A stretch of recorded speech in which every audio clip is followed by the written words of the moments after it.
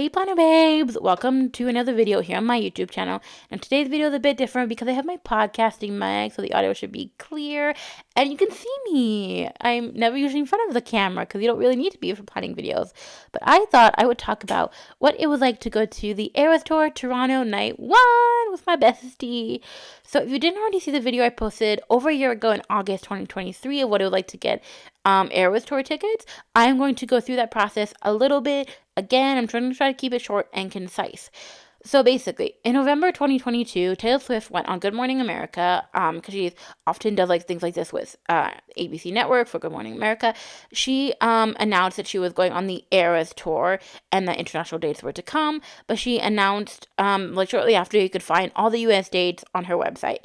And you could register for the Ticketmaster Verified Fan registration, which could give you a code to then go buy tickets in the pre-sale. But there was still supposed to be a general on sale. And so when the time came, a lot of people were waitlisted, but a lot of people were given codes.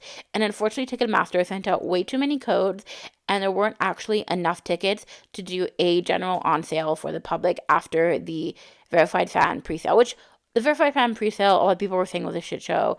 There was a whole thing, I believe, Ticketmaster or Live Nation, executives at Live Nation have to go in front of like the Senate or Congress or something, and they were asked a lot of questions. It was like a whole thing. And so I think what happened, because they couldn't do a general on sale, they did take some people off the wait list at later dates to buy what was left of the tickets. And then Taylor Swift slowly started announcing international dates. She announced Latin America, which she went to at the end, in fall of 2023. And then she went to Asia at the beginning of 2024, as well as Australia in the beginning of 2024. And then she did a Euro summer because she went to Europe in summer of 2024. So those dates were all announced. And then after the Europe dates were announced, she started releasing merch on her website that had the new dates on it, like all of the international dates. So it was called the Eras Tour merch, but international dates. So it didn't just have the US stops on it. It had, like I said, the international ones, pretty straightforward. But it had none, obviously, for Canada. So a lot of people thought that because she had put out merch with all of the international dates on it, that she wasn't going to come to Canada. A US creator I followed said she's probably not because it's in the merch. And I was super disappointed because it was a dream of mine to go to the Eras Tour with my best friend. And then I want to say, was it in August? Yes, it was in August because pre-sale basically started quickly after she announced it. It was in August of 2023. She announced that she was going to 3 more cities and the U.S. and then Toronto.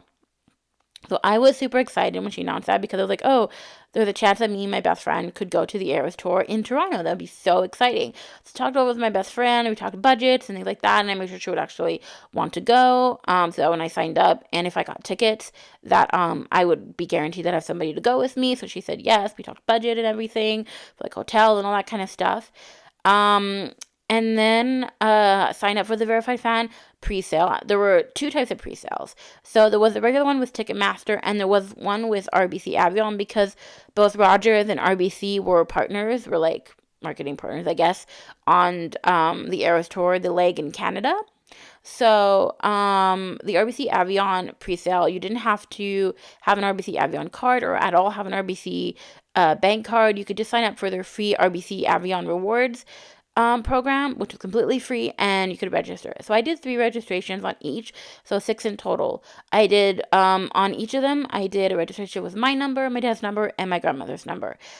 So with the regular Ticketmaster pre-sale registration, I got waitlisted on all 3. And I was super disappointed, but I was like, okay, there's still the RBC Avion one. And then when the RBC Avion emails came out, I as well got waitlisted on all 3 of those. And I had seen a TikTok video from somebody who was doing lives during the time when they said the emails would come out for both pre-sales. And she said if you were waitlisted, there was like only a very slim chance you would get off the waitlist. So the following day, after being waitlisted on the RBC Avion one, it was the first day of the the pre-sale for the RBC Avion registration. I got a text at around 11 a.m. basically saying that I was off the wait list. Here's the code, and here's the a Ticketmaster account is associated with. So what's really important to know is the code is only valid with that Ticketmaster account that it says in the text that it's associated with. If you try to use it in another Ticketmaster account, it will not let you whatsoever.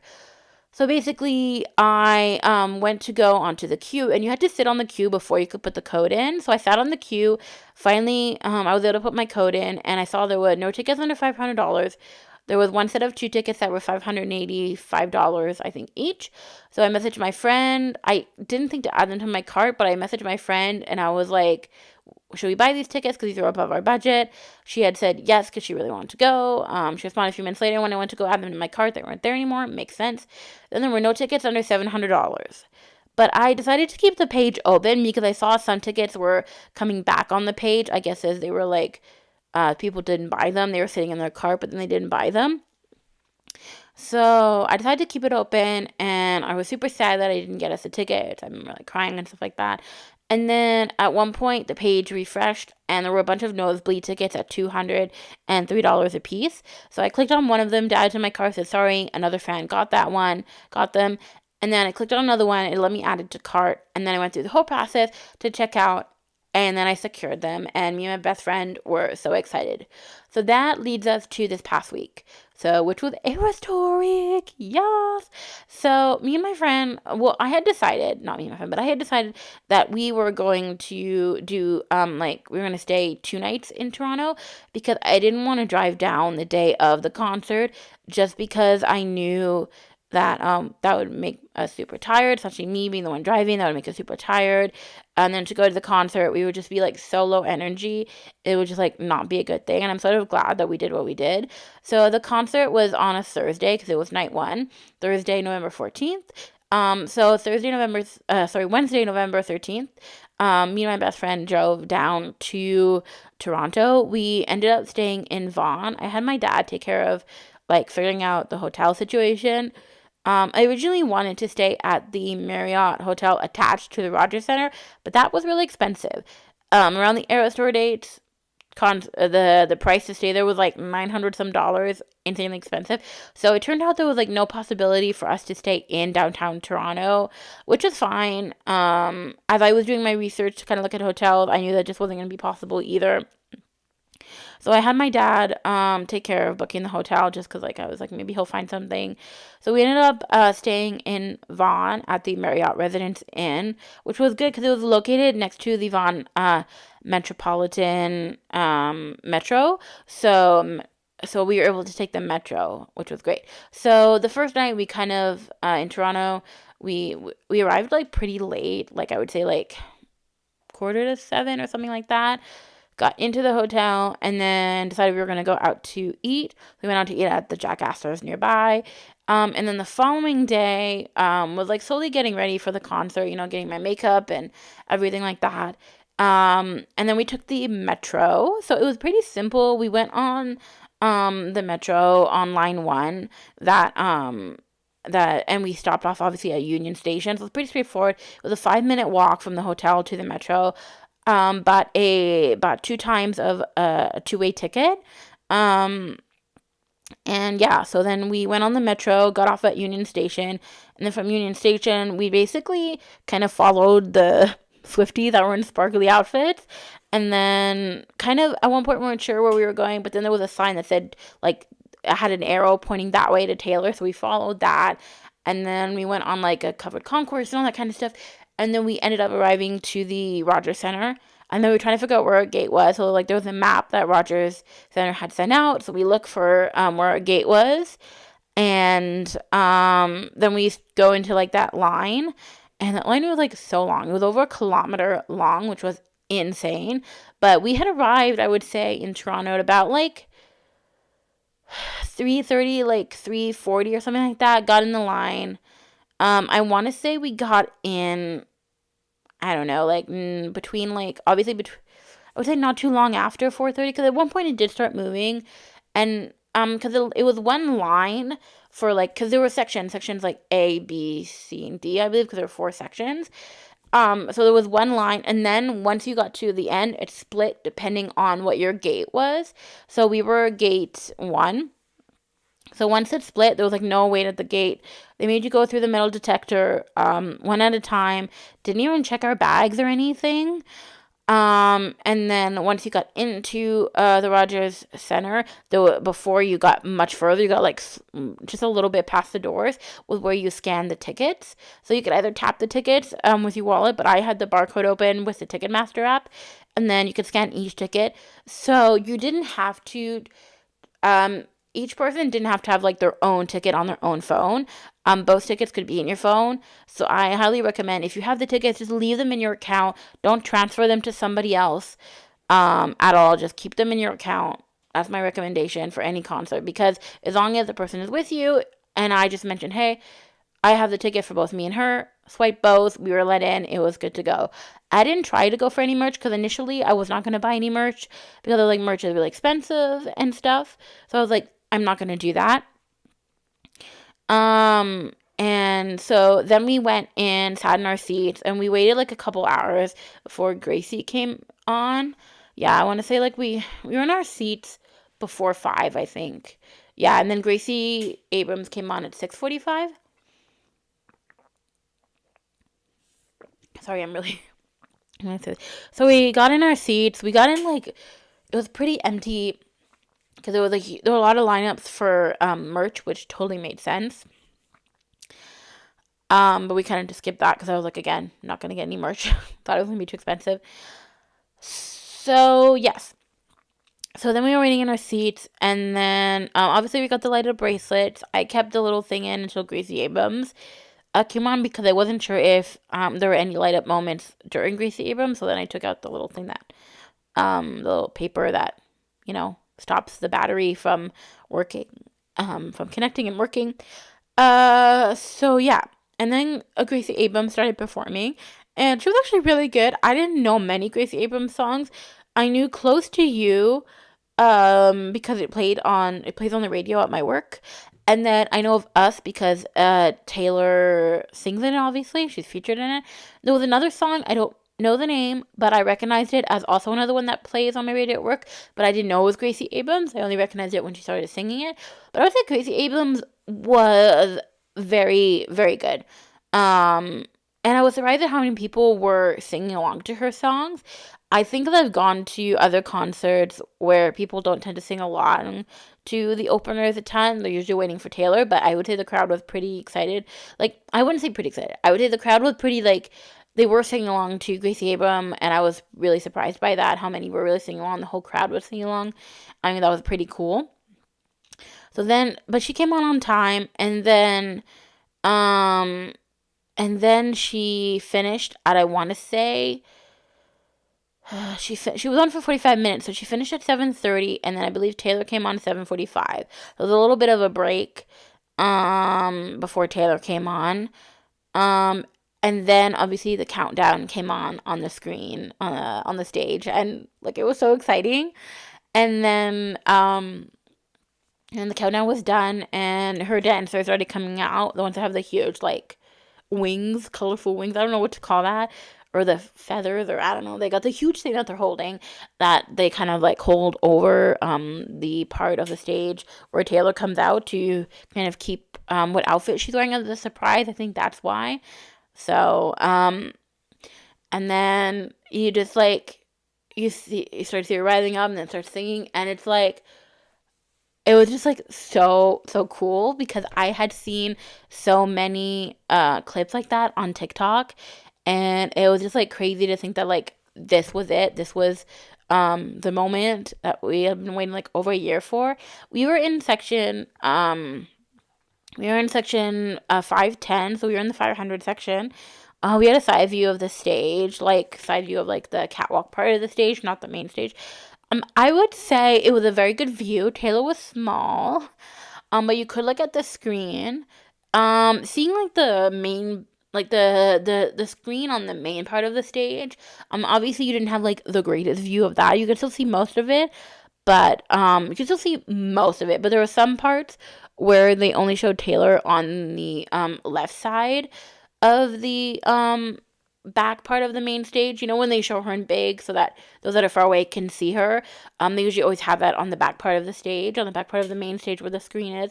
Sometimes it's only on the left side. So in those instances, I would look at the screens that were on the sides of the stage for those that were sitting more of a side view.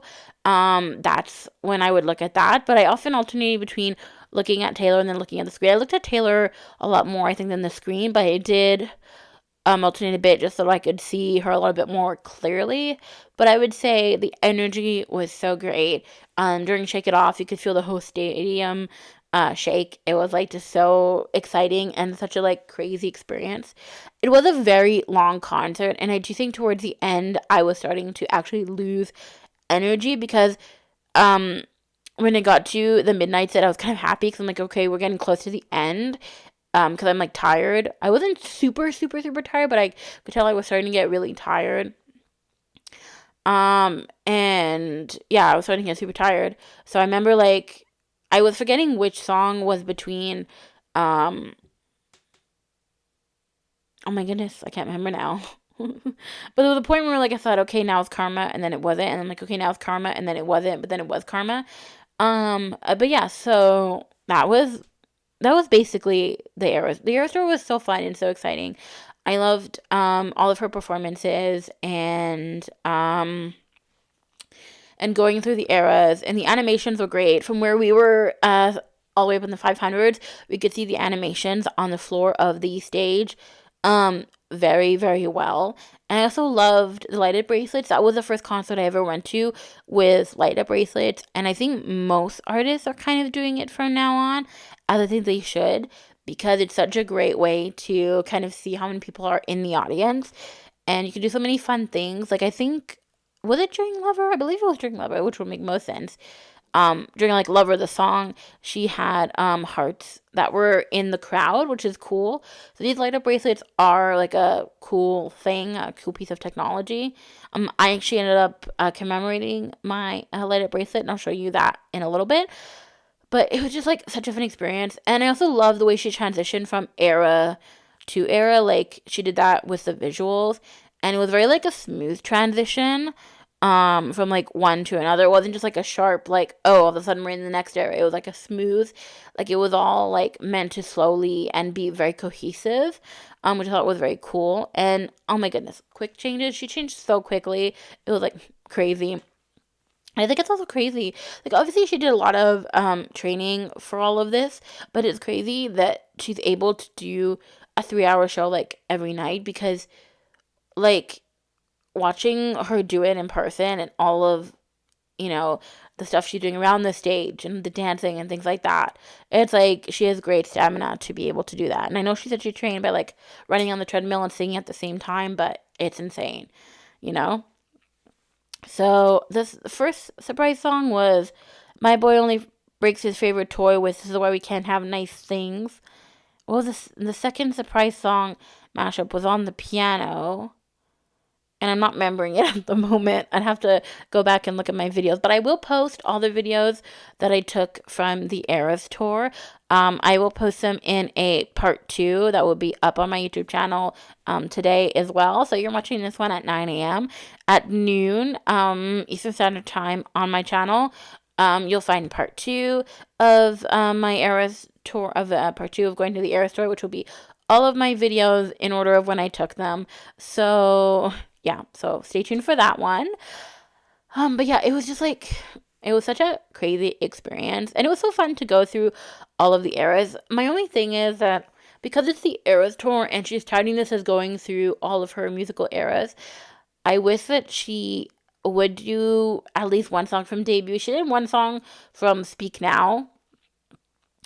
Um, but I don't know why she doesn't at all do any song. Like, she'll do a song from debut periodically if it's a surprise song, but she won't consistently, like, every show do one from debut, and I don't know the reasoning behind that. It is her first album, and the one that kind of, like, helped her get to where she is now, so I'm, like, very curious as to why she doesn't do that. And I'm not even a debut girly. I'm not one that's like a huge mega fan of debut, but I still think since it's the Eras tour, there should be one song from debut, but there isn't. And we didn't get any from debut at our show.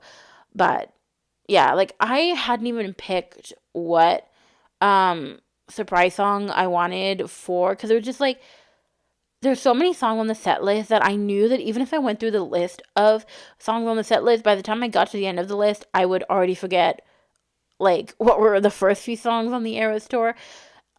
So I didn't pick any songs. Like I picked one, which was New Romantic. So that's like my favorite one of my favorites off of 1989 that I wished had been a surprise song. But I didn't really pick any because I just like it wasn't a thing for me to pick because I just knew I was going to enjoy the concert no matter what. So it wasn't something like I felt like I had to do.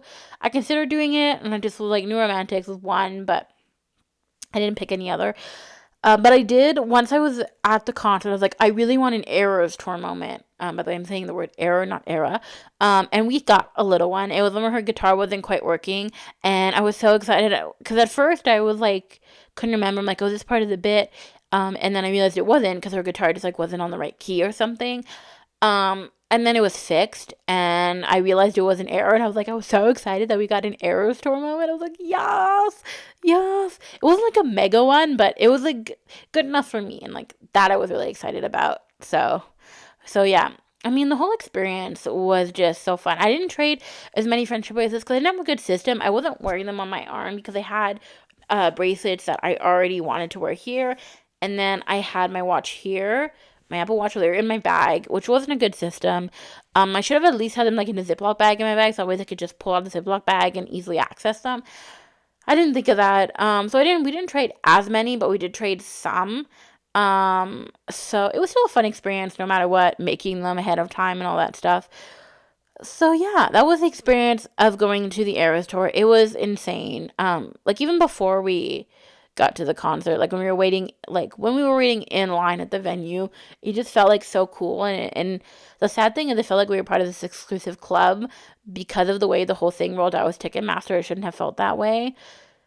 Um, my thoughts on future concerts, and I kind of have this feeling in my mind because it was the same for Olivia Rodrigo when she announced she was coming to Montreal.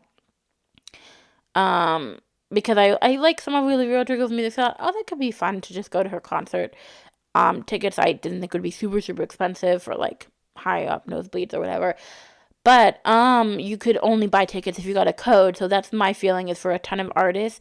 That's the way it's gonna be from now on. There won't be any more general on sales. There's just gonna be pre-sale codes. But yeah, it was just so so fun to go to the Eras tour, and so exciting. Oh yeah, and merch. So I forgot to mention that. So yes, and then partway through the concert, I was like to my friend, I was like, hey, I do actually think I want to get merch at the end of the concert. So then at the end of the concert, we find the merch line. I'm like, are you okay waiting? She was like, yeah. I'm like, I do think I want to get merch. And they're like, I might get a poster or a t-shirt because I figured t-shirts would be expensive. I knew the price, but I was like, I'll get a poster maybe. And then I got there, like, maybe I do want a t-shirt. And I was like, do you have the black one in this size? She was like, no, but I have the cream in this size and this size, the cream and the white one in this size, and then this. So then she brought them over, and I was like, I wasn't sure if they would fit. And also, I was like, I really want the black one because if I get a cream colored or white one, I'm gonna stain it. It's going to get dirty of some kind. I'm going to be disappointed. So then I didn't get any shirts, and I ended up settling on getting a poster.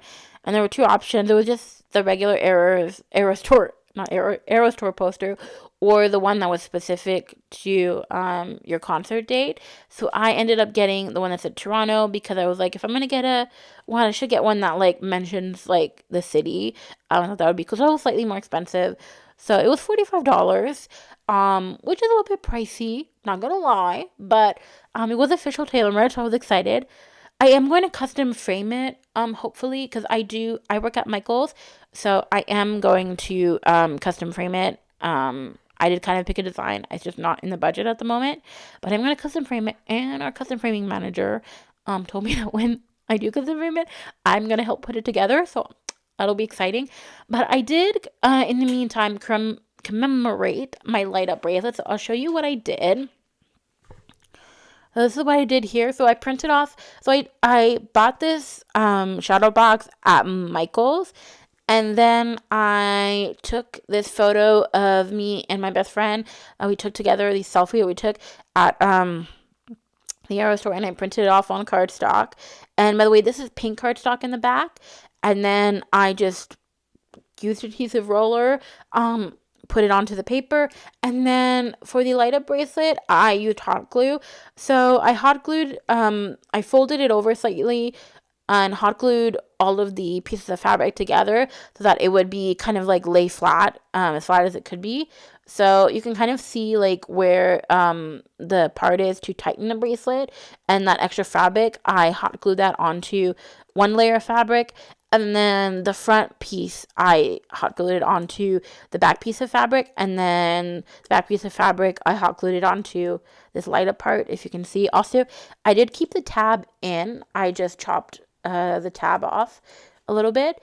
And then when it came to putting it on the paper, and then I hot glued the whole thing onto the paper. So originally I was going to display it with the light up part in the middle, but then I decided it would be cooler to see Taylor Swift the Eras Tour in full, and it's on the side, and I really like how this turned out, and so I just have to figure out where I'm going to put it up in my room. But this is really fun. You could return your bracelet, and I do think they really want you to like return it, but you don't have to. Nobody there like holds you and says you have to return the bracelet. You can walk out with it. I did, and this is what I ended up doing with it, and I am very happy with how it turned out. And then whenever I do custom frame my poster, I will definitely show that to you guys so you guys can see what it turned out. But yeah, that is all for this video. Stay tuned for part 2 coming out at noon today, with all of the videos I took at the Eras Tour. Until the next time, planner babes, bye!